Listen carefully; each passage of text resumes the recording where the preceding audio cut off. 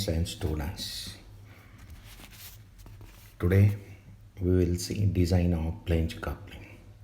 Last time we have seen what do you mean by coupling, different types of coupling, and why couplings are used, and comparison between rigid and flexible couplings. You know very well, coupling is a mechanical device that permanently joins two rotating shafts. You will find many applications of coupling to join the two shafts in case of electric motor, or to connect electric motor with the compressor, or in gearbox application also to join the output shaft of electric motor to the input shaft of the gearbox. Again, there is a small difference between coupling and clutch. We have already discussed these points also. Coupling is a permanent connection, while clutch is a used to connect or disconnect the two shafts, but totally depends on willpower of the operator. Main objective of the today's session, learning objective of the today's session is design flange coupling. That means after this session you will be able to design a flange coupling. Flange coupling, you will find, look at this figure, you will find is consists of two flanges. Two flanges means, look at this here, this is one flange and this is flange 2, and these two flanges are keyed to these shafts. This is driving shaft and this is driven shaft. That means here one key is used to fit this flange on this driving shaft, and another key which is used here to fit this flange on the driven shaft. Again here two flanges are connected. Now this is one driving flange and this is driven flange, are connected by using nut and bolts. Maybe 3, maybe 4, or maybe 6, depends on the diameter of the shafts here. Again here you will find to have a precise, the proper alignment of the input flange and the driving flange or the and driven flange, the races and spigot. Look at this here, the projection which is provided on one, that is driving flange, and races which is provided on driven flange, and because of that there is a proper alignment while fitting the coupling or joining these two parts. And main, the purpose of this coupling is to transmit torque or a power from driving shaft to the driven shaft. How it transmits the power or a torque? When this driving shaft rotates through the key, this flange is going to rotate. Again this driving flange which is connected to driven through this nut and bolts, that means this torque and power which is transmitted through this nut and bolt through the to the driven flange. Then driven flange is mounted on the driven shaft through this key. That means again this torque is transmitted this key to the driven shaft. In this way the torque and or a power which is transmitted by using coupling. Again here you will find couplings, or these couplings are classified, flange couplings are classified into two types. One is unprotective type flange coupling, and second one is the protective type flange coupling. Now here you will find, look at this figure, it's a unprotective type. Unprotective means here in this flange, in protective type, at the end of this portion of the flange here protection circumferentially which is provided, it prevents the accident during the operation. Sometimes what would happen during operation, there may be possibility of loosening of this nut, and this it may cause any accidents or it may cause any problem to the operators. That's why to protect it from this, the protection here, the thickness which is extended circumferentially of the flange, and then the unprotected flange consumes you can say it's a protected type flange coupling. We will see how to design the flange coupling. Instead of designing an unprotective directly, we will see in this session design a protective type. Only there is a small difference, I will explain during the session. Now look at this. In design of flange coupling, In this figure or diagram, you will find it's a protective coupling. What is the difference between unprotective and protective? You will find in unprotective only the the flange which is up to this. Look at this compared with the first figure. But in this case, the protection which is provided circumferentially here for the flange, and because of that it prevents the accident, or sometimes when loosening of this, the bolt may a nut may occur and it may damage to the parts as well as the operators also. And to avoid it or to prevent it, this flange is extended to protect it. That's why name is given the protective flange coupling. That means in circumferential rim covers, it protects. Try to understand. That is the small difference, and because of that only this T1 part and this TP protection thickness of the flange, which is get this parameter which is added in protective compared with unprotective. Otherwise, the other the shape, size, dimension parameter remains same for unprotective flange coupling also. Look at this. Now here this is the driving shaft, this is driven shaft, again one driving shaft through this key. Here it's a driving flange, then it's a driven flange. Driving flange and driven flange both are connected here, joined by using a nut and bolt. Now here nomenclature, that is small d means diameter of the shaft, maybe driving or driven. Then here capital D is used. This part is known as a hub part. Hub, generally we are stating hub is a part which is to be mounted on the shaft. So you will find this a hub. The capital D is a hub diameter, and the value of this, the diameter of hub diameter is equal to 2 times the shaft diameter, which is taken in the design. Then here this key, again here this is L is the length of the hub here. Generally it is taken as 1.5 times the diameter of the shaft. Then look at this D1. What is D1? Here if you are going to observe inside view, you will find it's a circular, and this is the outer diameter of the flange. Then this the P circle diameter of the bolts. Then this is diameter of the hub. Then this is diameter of the shaft, and the position of keys shown here. 2 keys are used, one for in driving flange and another for driven flange. Again here small d1 is the nomenclature which is used for the diameter of the bolt. It's nominal diameter of the bolt. Then TF, this is thickness of the flange, and which is same for a unprotective type flange coupling also. And now here TF is used for thickness of the flange, and TP here it is used for protective flange. In unprotective, TP is not there, try to understand. But here this TF is equal to TP is equal to 0.5 times the diameter of the shaft. Then again here thickness of this protective part, which is that is T1, which is given by 0.25D. This that is small d, then capital D, that is hub diameter, D1 P circle diameter, and D2, that is outer diameter of the flange, which is given here 4 times D or 4D plus 2 times this thickness of the protective flange.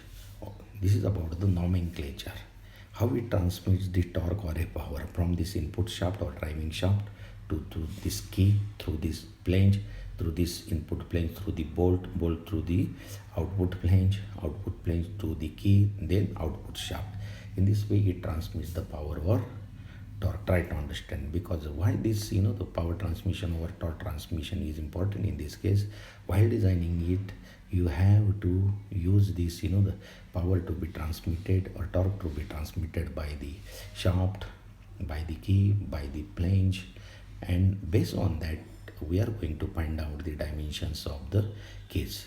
Again, let us start. Here some standard proportions are used in design of flange coupling. That means once you know the shaft diameter, you can easily find out outer diameter of the hub. And outer diameter of the hub here you will find in this figure I have shown, that is capital D is equal to 2D. Then pitch circle diameter of the bolt, that is D1 is equal to 3D. That is PCD. PCD here. Look at this. This is PCD. Or here in this side we will find this is PCD of the bolts. And then D2 outer diameter of the flange is equal to 4D or sometimes 4D plus 2 times theta I have written. Then length of the hub. Length of the hub means this L. Look at this. Length of this input plane hub here. L is equal to 1.5 times D. Then second, thickness of the flange. Now here thickness of the flange is TF, and you will find from the hub here, look at this thickness of the flange which is same here up to this TF. Then TP, that is thickness of the protective circumferential flange, which is added in protective type of coupling. But you will find this protective circumference, the thickness which is not in unprotective type, this TP. And again this TF and TP is equal to 0.5 times the diameter, and T1 is equal to 0.25 times diameter. That means all dimensions are available. Once you know the shaft diameter, you can easily find out this. Again here, this races and speak what is this size here, dr is equal to 1.5 times the diameter which is given for the diameter of the races, in which this the projected part which is going to fit. That means it helps for the alignment purpose of the input flange as well as the output flange in case of rigid flange coupling. Now let us see how to design the coupling. The first, the element of the coupling consists of input shaft, flange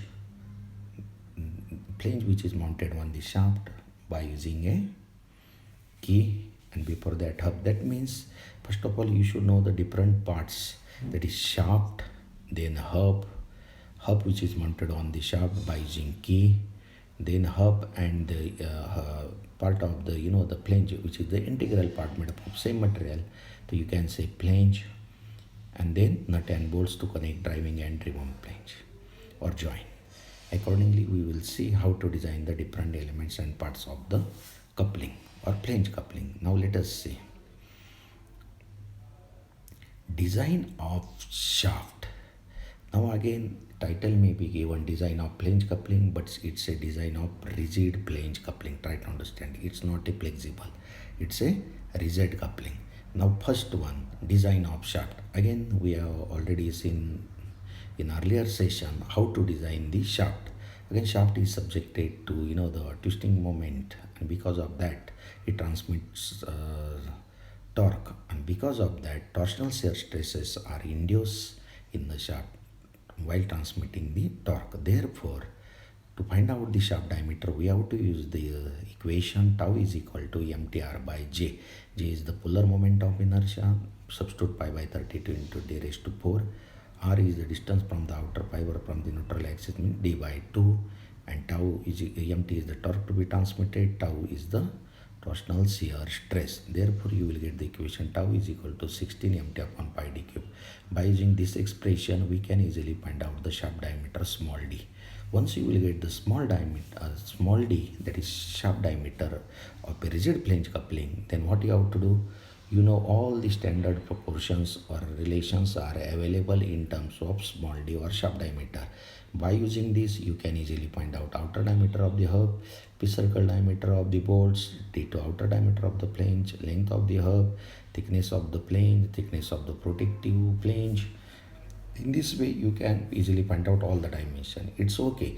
Now after determining all these dimensions, what you have to do, you have to check it whether the material of the shaft, material of the key, material of the flange, or material of the nut and bolts are going to sustain for these dimensions or not. That you have to check by determining the stresses induced in it. Try to understand.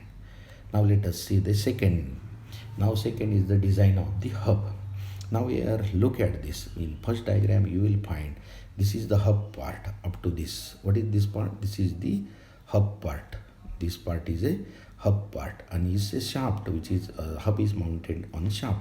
That means if you are going to observe, here I have shown this is shaft having diameter small d, and this part is a hub. You will find hub is like a hollow shaft or a hollow cylinder, is just a cylinder. Therefore, for all cylinder you can say, so we have to, what we have to do, as the shaft rotates or it transmits the torque through the key, hub is also going to transmit the torque. Therefore, hub is also going to subject the, or torsional shear stresses are going to induce in the hub. Therefore, by considering hub as a hollow shaft, we can find here the torsional shear stresses induced in hub. And how to find out you? The torque transmitted is equal to pi by 16 into tau into d cube is the general equation for solid shaft, but it's a hollow. Hollow means outer diameter of the hub is the capital D, small d is the inner diameter of the hub is small d. So we can find out here for a hollow shaft equation d raised to 4 minus small d raised to 4 by d. That you have to make the changes for the hollow one. We have already discussed this part in earlier session. By substituting this, again you will get the empty torque transmitted by the hub or a hollow shaft. The here what you have to do, find out the tau. Tau means torsional shear stress induced in is generally hub and the flange, which is made up of the same material, that is grey cast iron or FG200.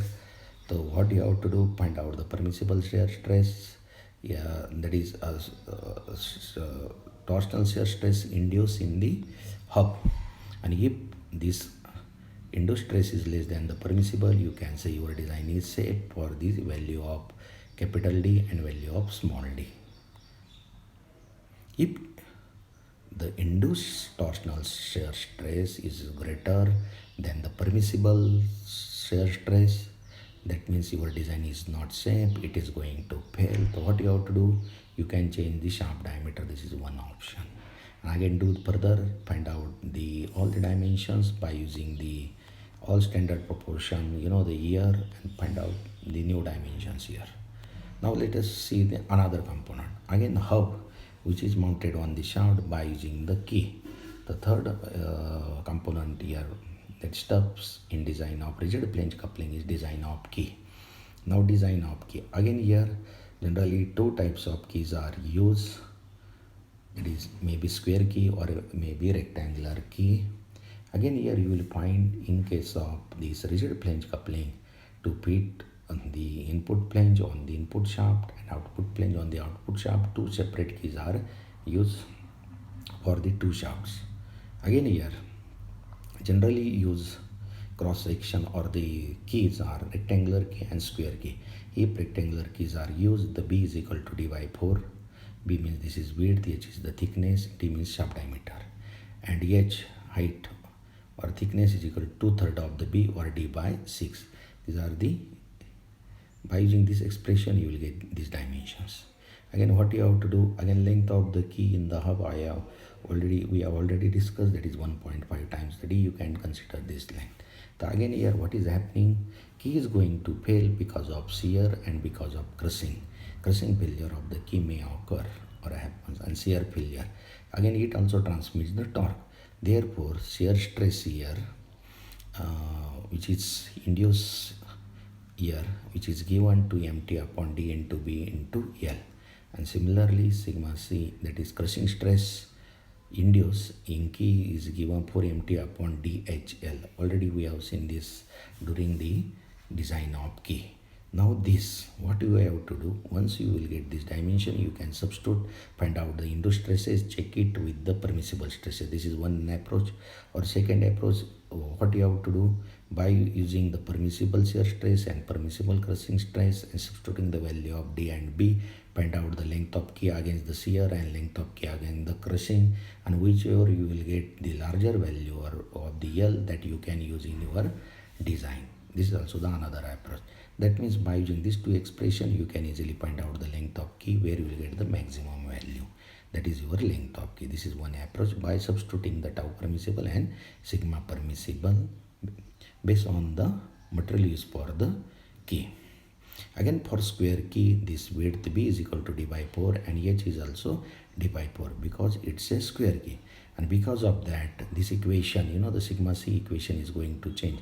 Tau, it remains same. Only what is this H, you can say H is nothing B. That means sigma C is equal to 40 upon DHL. Instead of h you can say b, because b is equal to h power the square. So in this way you can easily find out the key dimensions by using the shear failure criteria and crushing failure criteria of the key. Now let us see another. Now next one, design of flange. Look at this diagram. This is the input flange. Now here hub, this is the hub part and this is the flange part. At this section you will find the flange is subjected to a shear at the junction of the hub. Why it is subjected to shear? Because it transmits torque through the nut, through these bolts at this junction. I have shown here. Look at this. This is the shaft. Again, this is the hub part and this is the flange. So you will find this is about the design of the flange. Here this at this junction of the hub, here this flange is subjected to shear. So how to find out the area of shear which resists? Now area under the shear is equal to, again, what is this d? D is the hub diameter, capital D, into thickness of the flange TF, and again along the circumference, that's why pi. Therefore area under the shear is equal to pi into d into TF. Therefore shear force is equal to, what you will get? Shear force is equal to this area into shear stress tau. This area into shear stress. Therefore resisting torque to this shear, resisting torque is equal to shear force into hub diameter by 2, that is d by 2. Therefore resisting torque mt is equal to shear force means pi into capital D into TF into tau into d by 2. By using this expression, what we have to do? We have to find mt is the torque transmitted, d is the hub diameter, TF is the flange thickness. You will get that is 0.5 times the shaft diameter. Tau, that you have to calculate, and capital D means hub diameter, that is equal to 2 times the diameter of the shaft. So what you check, the shear stress induced at the junction. So what you have to do? You have to find out the tau, and this induced stress should be less than the permissible stress for the flange material, and generally flange which is made up of grey cast iron. Try to understand. That means by this analysis we are going to check the shear stress induced at the junction of the hub and the flange here. Look at this. Try to understand.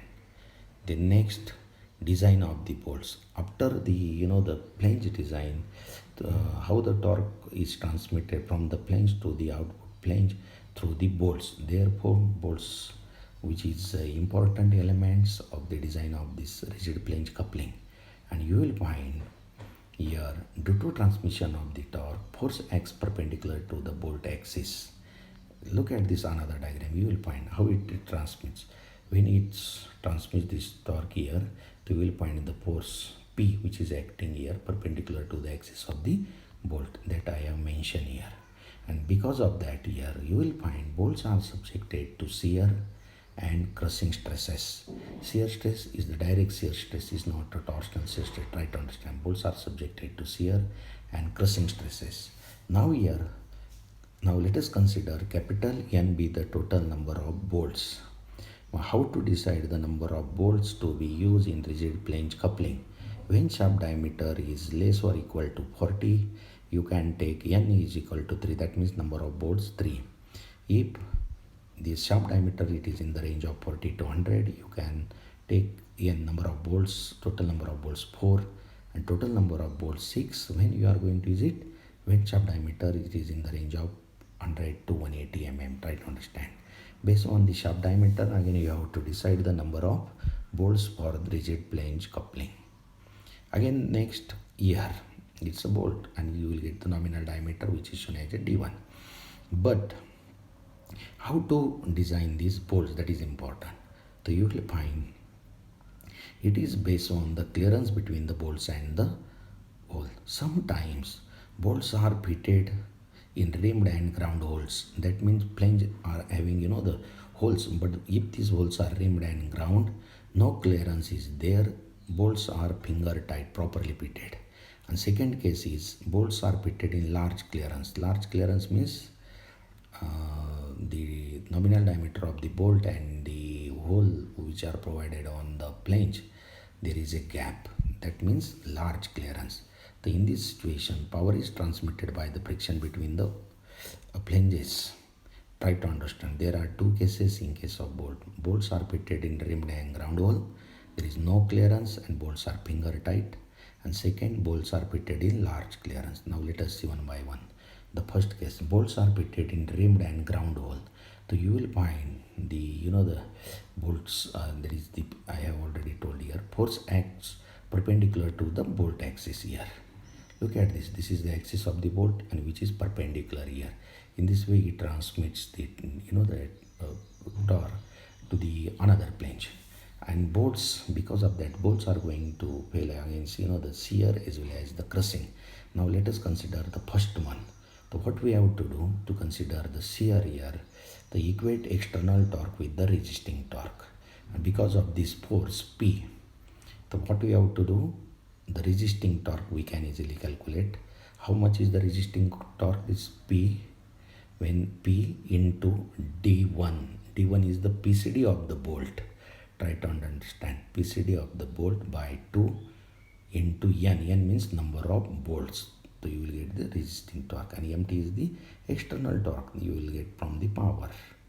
So MT is equal to P into D1 by 2 into N.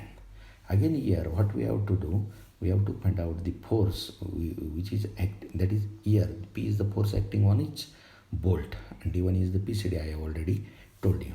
But bolts are subjected here to direct shear stress due to this force P. And how to find out this direct shear stress? Tau is equal to P by area. How to find out area? D1 is the nominal diameter of the bolt, therefore pi by 4 into D1 square. So what you have to do, you can substitute the value of here P, which is coming from this equation. P is equal to MT upon D1 by 2 into N here. So you will get tau is equal to, you have to substitute this value of P here. So you will get tau is equal to ATMT upon pi into D1 into N into D1 square. This is the direct shear stress. So what you have to do, you can substitute it here. Permissible shear stress of bolt material is equal to ATMT is the torque transmitted here.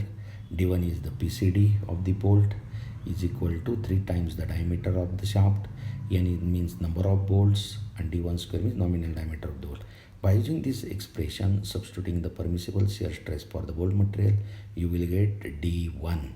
That means by using this expression, you are going to determine nominal diameter of the bolt. It's a small d1, not a capital D1. Try to understand nominal diameter of the bolt. And once you will get the nominal diameter of the bolt, what you have to do? The second criteria, that is crushing failure of the bolt. The crushing failure I have already explained you. The crushing stress is equal to force upon projected area.